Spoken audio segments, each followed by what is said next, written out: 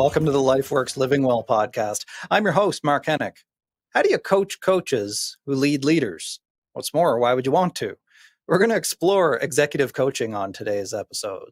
What it is and what it isn't, how it helps, how it's evolved as a field over the years, and where it's going.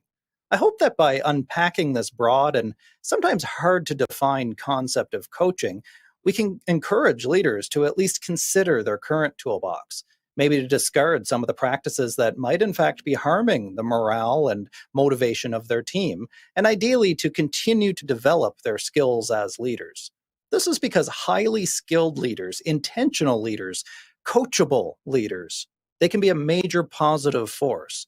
They can safeguard the mental health of their teams and improve the culture of their entire workplace.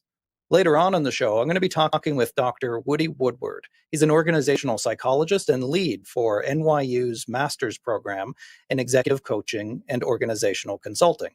But first, I'll speak with Adrian Gostick. He's the world's best-selling author on culture and employee engagement. Adrian is co-author of the New York Times and #1 Business Week, Wall Street Journal, and USA Today best-selling books, All In, The Carrot Principle, and The Best Team Wins. His latest book is Anxiety at Work, and it's available everywhere now. Here's my conversation with Adrian Gostick on Living Well. Adrian, thanks for joining me today. Hey, thanks, Mark. Appreciate you having me. So in addition to your many accomplishments, obviously, I only mentioned just a few of them. You're also a world-renowned executive coach. And so I thought you'd be a great guest to have on to tell me a little bit more about what that actually is, setting the stage. Executives are the ones who set the tone for the workplace as a social environment that is key to our well-being. So to set the stage for me for what executive coaching is, what do executives need to be coached on? And the nice thing about executive coaching is it has evolved over the last decade or so. It used to be you got an executive coach if you were in trouble. It was the last step before out you go. Now, the theory is that we're investing in you as an executive. We want you to make the leap to the next step. So that's really who we're working with, are really good executives who want to get to the next level in their careers. And you think about it, every sports star out there has a coach. Whether you're a golfer, a tennis player, soccer player, whatever you do, you have a coach. And the idea is to push you to really think about things a little bit more from an analytical perspective. Sometimes we're not as self-reflective as we can be as leaders because we get our heads down. We have 1,000 things going on. So one of the things that I always begin with is a little bit of a 360, talking to people who work for the executive, colleagues, people they report to really get a sense of some of the things, the opportunity gaps that they could work on. Now, it seems to me that there's been a relatively recent surge in interest in employee well-being. And you mentioned the shift in the focus of executive coaching kind of as from reactive to a more proactive intervention. But have you also noticed a bit of a shift in the topics that executives actually care about? Is this a new thing that they care about the well-being of their employees? It's a great question because you absolutely we have. If you'd asked me this 5 or 10 years ago, it really was around setting a very clear vision. It was around strategy. It was around some of the more fundamental things we learned in MBA school. Now, leaders are trying to learn how to be more empathetic, more compassionate, create better relationships with their people, things that we didn't worry about at all, even just 5 years ago. So what leaders are finding is that to create the kind of environment there where people give their best effort, they have to bring down anxiety levels, they have to bring up motivation levels, and that's a different kind of skill set than we've learned, at any time in our management style. Certainly, none of us were managed in that way as we were coming up. So it's very new. It's sort of cutting edge is how do you become more empathetic, and how do you actually care about what your people care about? So how are executives doing this? I mean, work is a social environment. So beyond benefits provision or EAP or ensuring fair pay, what are the practices that executives are doing that you've seen that are leading to really great workplaces? One of the things that we're seeing is there's a tremendous amount of uncertainty in the workplace that we as executives can help with. So that's one thing we're noticing is that executives that are doing this right are bringing down uncertainty levels as much as they can. Because, the first point that you'll make is if you are an executive is I have uncertainty. There is uncertainty. I can't stop uncertainty.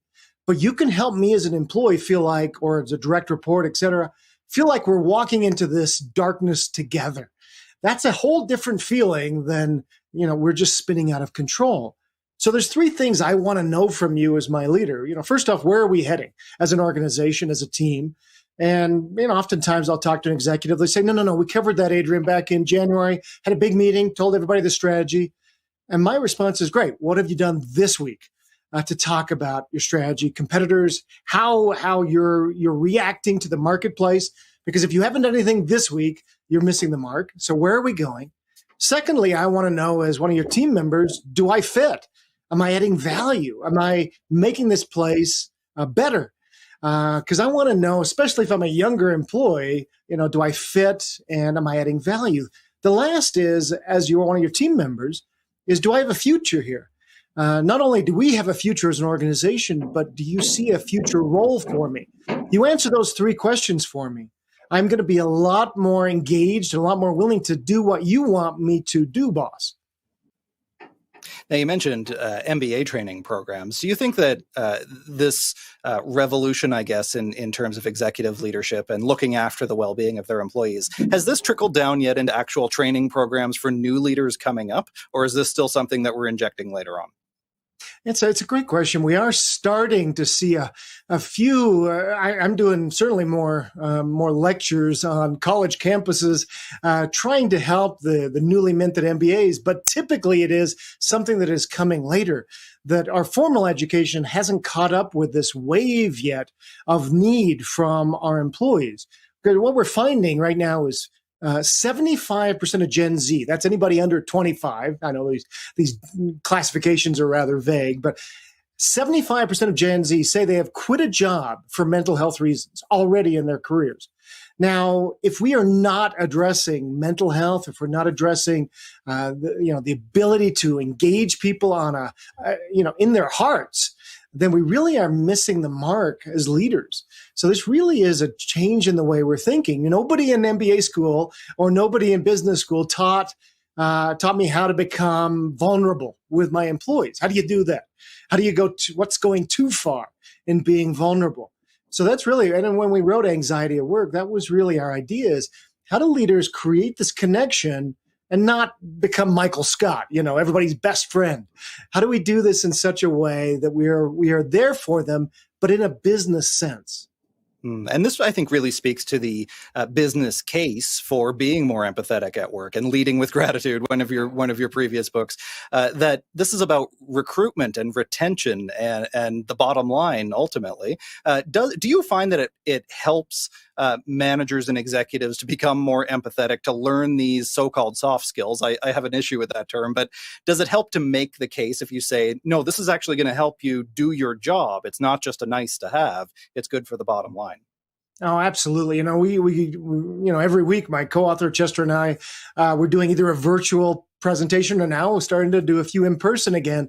And if we have an hour, the first 20 minutes is spent making the case, because you do have some people in the back with their arms folded, kind of saying, yeah, tell me all about this. And because it is the soft stuff. And look, I'm known for hard-hitting results. And what we present is the case that's pretty irrefutable, that managers that lead in this way, executives that lead in this way with those soft skills have higher levels of employee retention, employee engagement, customer profitability, all the things we're looking for.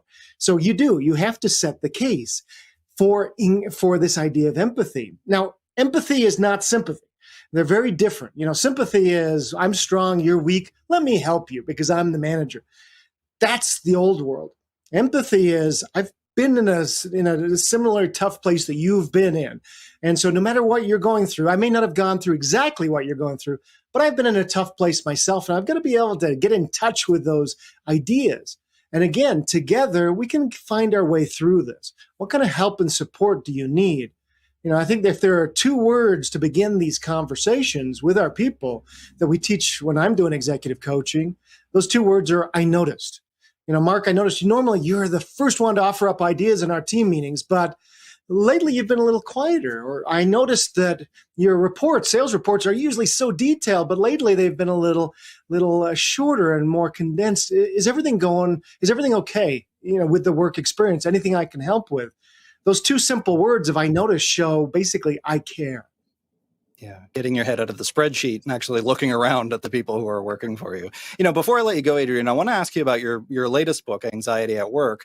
In your view, and in the people you've spoken to, the research you've done, is anxiety a symptom of something cultural, of a social environment in your workplace, or is it something that people are experiencing anyway and they're bringing into workplaces?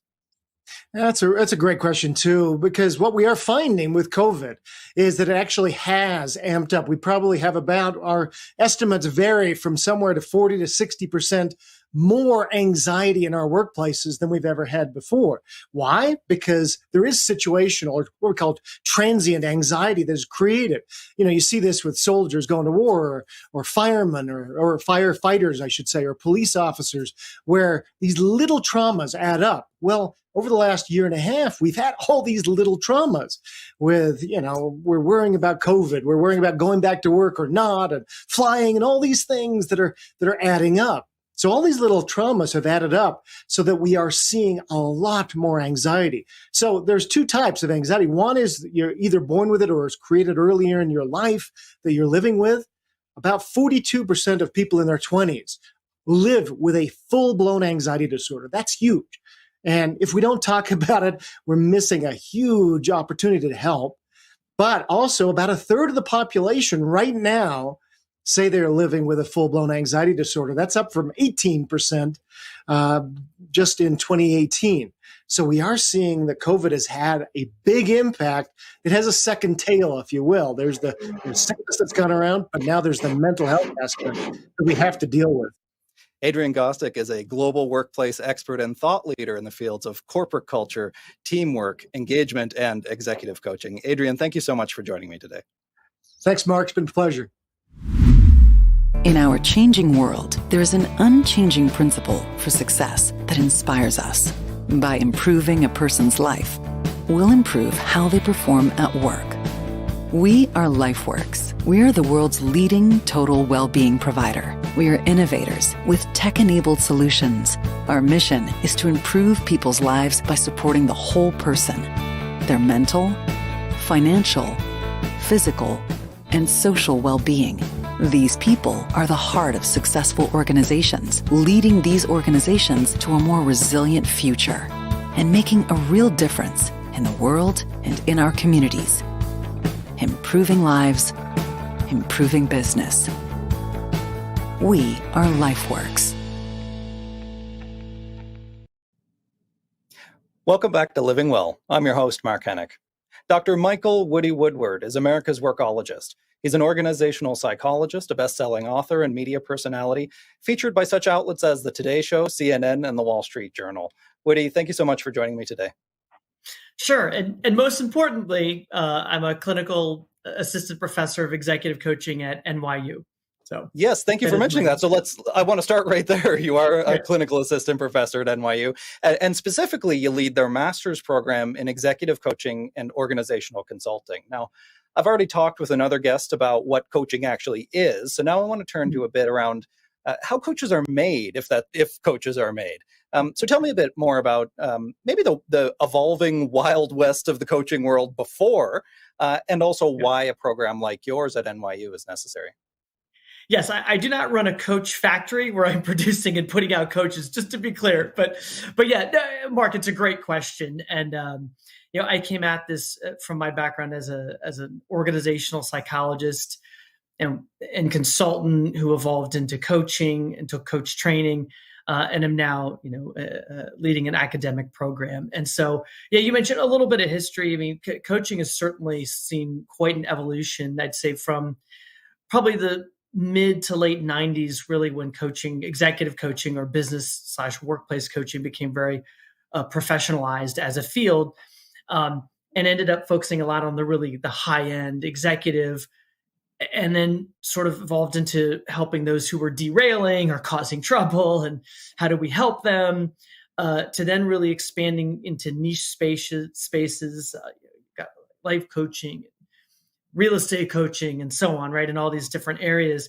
And then you started seeing firms like outplacement firms or big consulting firms offer the services to their clients. So that was kind of an indicator that, the field was picking up. And then certainly, these large organizations saw a revenue opportunity as well. But then you saw companies in-house developing their own coaching services for not just executives, but rising managers or, quote, high potentials. And I'd say in the last probably 5 to 8 years, it's really gone to the digital platforms. I mean, that's where the field is really moving towards. And I'd say the last 2 to 3 years, very rapidly, the coaching profession has been moving towards digital platforms and online on-demand services. So with that, naturally, right, we've seen an increase in demand for professionally trained coaches. And long, the field has really not had that. There's been there are a lot of different training type organizations out there that offer certifications, most of which tend to fall in line with the International Coaching Federation, which itself has been evolving as well as the field. And from our perspective, we thought, look, if the field really wants to grow and move to that next level, we felt graduate education was the natural next step. So we launched a Master's of Science in Executive Coaching and Organizational Consulting. Now, tell me a bit more about the approach of this specific program. What have you found works to improve not only the competencies of the individual coaches? I know that's the focus of your program is cultivating coaches, but more importantly, to ensure or at least increase the likelihood that those competencies actually translate over to the eventual intended end user, the coaches helping executive leaders. What's the approach to your program to actually helping coaches to do that? Yeah, it's a great question. And one of the things that I think helps differentiate us and differentiates a graduate level education, and that's not to say there's anything wrong with the training programs out there. There are some really great training programs. I've gone through a couple of them myself throughout my career. But I think to really take your career to the next level and to take the field to the next level, we need this. Now, with respect to our program, we really have 3 pillars. And I think these 3 pillars are very important because we believe in education and training, right? And so first and foremost, we want to produce evidence-based practitioners with a grounding in social science methodology. That's the first pillar, critically important. The second one is we want to produce educated consumers of the research, the tools, the assessments, and all the popular literature out there. So they know how to determine what's legitimate and what's just promotional stuff that's been made up, right, and thrown out there. And then third, and this I think is a real critical differentiator for us, is we want to create critical thinkers about what coaching as well as consulting really is and how that continues to evolve. Because if you can't critically think about what it is you're doing and how the field's evolving, you'll be stuck applying, some guru-based model over and over and over again, right? Mm-hmm. And we want our students to not only be great practitioners, but also scholars and thought leaders. Because, Mark, one thing that I've learned throughout my career, and certainly, in our second year of this program, I can't possibly know or understand or pretend to understand all the different constituents or prospective clients or communities out there that my students are going to end up going to serve. I just don't. I don't. I have a great student, retired sergeant major from the Marine Corps. He's working with veterans in career transition.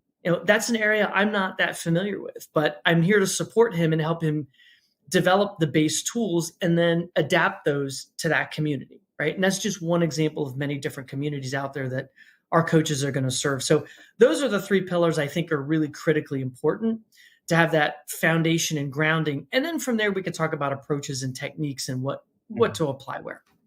Yeah. No, I mean, each executive leader in the real world workplace outside of the university or training environment, or really any people leader, not even at the executive level, any manager, they should, in fact, I think, be a coach of sorts. It's their job, after all, to produce results through skills and through the skills and motivation of their team. So not to cut out the middleman here too much, but how can individual people leaders directly employ some of those core coaching skills from those pillars that you mentioned to better motivate and more effectively manage their teams? Yeah, and I think you're onto something when you say, how do they employ some of the tools and techniques, right? Because one thing I hear a lot of is leader as coach. And from my perspective, right, a professional coach and a professionally trained coach, that is a very, very different relationship with an individual than someone who's a leader and they have a sort of supervisor subordinate relationship, right? It's a very, very different relationship. So I want to make sure that, a leader at any level, whether you're a team lead, supervisor, executive, I think can employ a lot of different coaching skills and techniques. And I like to call those the small C coaching techniques. Whereas also where we're training our folks on really the big C, which is the process of coaching and being an executive coach and playing that role of executive coach. So that said, yeah, absolutely. I think, and I have a number of executives, HR executives in my program who want to go back and deploy these skill sets, absolutely, as opposed to being professional coaches. And so it's how to withhold judgment in conversations, right? It's how to ask versus tell. How do you co-create solutions? How do you help develop the individual to think for themselves versus, having them be an order taker, right? I think those are important elements of coaching that a leader can use. But remember, leaders also have responsibility for results and numbers and metrics and things like that are different than a lot of what a coach may have. So I think you're right in that there are certain skills that leaders need to employ at certain times to be the coach for their folks, right? How do you appreciate somebody? How do you catch someone doing something right and celebrate that? I think often leaders don't do that well. And again, be that thought partner when you need to be their thought partner versus just someone who's dictating or handing down edicts. Yeah. Listening to you speak, you mentioned some of those small C things, and a few others that come to mind to me are clarity and communication, connection, compassion. All of these, I think, when all of those things are done well, they're components of good psychological health and safety at work. So how does a well-coached executive leader who also has their own well-developed people coaching skills, I think, so ideally you'd have both, in your mind, how does this coaching skill set contribute to a more mentally healthy workplace overall? I think, first of all, role modeling empathy. And I think any leader that didn't develop their empathy, certainly throughout COVID, is probably a sociopath. I mean, to be quite frank, you can't go through this and not empathize for the challenges your people are going through, right? And you have to listen with empathy. You have to look at things from their perspective. So perspective taking is important. But as a leader, how do you role model that mindset for your people? The mindset of listen to learn, right? Not listen to react, right? And I think if we can help people have more empathetic conversations and take a learning approach to their conversations that they have with others, I think you create a much healthier work environment, a less combative work environment, and a culture of caring and support. And that's not easy, and it depends on the type of organization, the leadership, the values, and all those sorts of things, even industry. But the more that leaders can role model being curious and empathetic and caring, while at the same time, supporting their people and stretching their people to do better, right? And because in business, you have to, you got to meet metrics, you got to beat the market, you got to win, right? But so how do you do that in a way that people feel supported, not pushed and overwhelmed? Yeah, not easy, but definitely necessary, I think. Dr. Woody Woodward is an organizational psychologist, best-selling author, and media personality. He leads the Master of Science program in executive coaching and organizational consulting at NYU. Thanks for joining me today, Woody. Oh, my pleasure. Thank you. We're almost out of time, but I'd like you to hear from just one more person. Jackie Delfoss is a senior consultant for Lifeworks Learning, and she joins me now on the Lifeworks Living Well podcast. Jackie, thanks for being here today. Thank you for having me, Mark. It's a pleasure to be here. So we're talking today about coaching coaches, leading leaders, training trainers. So in that context, tell me about what Lifeworks Learning is and what you offer workplaces to cultivate the learning and development of their people. Oh, happy to do so. So, I liken what we do here in Lifeworks Learning as one of the best kept secrets that we have in our enterprise. Within our learning team, I liken it to EAP for the business. So we come alongside our clients and we put in place programs, whether it's strategic learning mandates across a few days to a seminar, 1 hour awareness building. And so what we do is we provide meaningful learning experiences for our clients. And that could be awareness building right through to development of skills that is transferable into the workplace. And do you find when you're offering these types of training and learning opportunities, are they for everybody? Do you see a lot of executive and people leaders taking advantage of these trainings as well? Absolutely. Mark, gone are the days, where we would see training as the first item that's cut out of the budget line, so to speak. What we're seeing now is really the need to provide meaningful learning that is tied to, employees' values. Right now, in the middle of a pandemic, and certainly, we can't skirt around that. What we're hearing from a number of our clients, our employees are showing up and they're different. Folks are really taking the time to figure out what's meaningful for them. So within our learning team, we've actually had to respond in a meaningful way. So that looks like really listening to our clients to put together programs that are impactful. And, what we do really well here is mental health. But it's not just about mental health. That's a huge component. But how do we provide our leaders with practical skills that they need to really be able to manage some of the behaviors that might show up and really for themselves? So are we seeing leaders in programs? Absolutely. Executives, yes. Coaching is one component of that. We no longer hear coaching as executive coaching. Coaching is really for everyone. So we do see not just leaders of others, but employees that need coaching as well. Yeah. Now, where can people learn more about what you offer? Absolutely. So, folks can learn more about us by visiting us online. We'll share our link, but some of the programs that we do have right now to support the learning, and I'll just, highlight a couple, is leading hybrid teams. What we're seeing right now is the need to be able to lead our teams effectively. Some are virtual, some in person.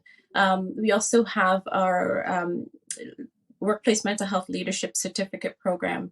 And within that program, what we're seeing is how do leaders step in to have conversations with employees? What is your role as a leader?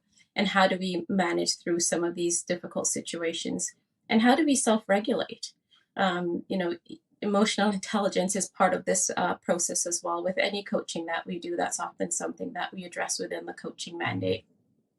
And most importantly is around diversity, equity, and inclusion. So those are some of the, the top line programs that we see right now that's really helpful for our clients. So again, you can visit us, lifeworkslearning.com, and the link is there for you as well. Jackie Delfoss is a senior consultant for Lifeworks Learning. Thanks for joining me today, Jackie. It is my pleasure. Thank you, Mark. That's it for us this week on Living Well. Many thanks to Adrian Gostick, Dr. Woody Woodward, and Jackie Delfoss for sharing some of their time and expertise with me today. And thanks to you, as always, for listening. Make sure that you like and subscribe to the show wherever you're listening or watching: YouTube, Apple Podcasts, Google Podcasts, Spotify, and everywhere else. You can go back and check out all of the episodes from our 3 seasons so far on any of those platforms, as well as at livingwellpod.com. You can connect with me directly on Twitter, Facebook, Instagram, LinkedIn, and YouTube at Mark Hennick, and let me know what you thought about the show today. If you found it helpful, please share it with your networks and with all your friends and family.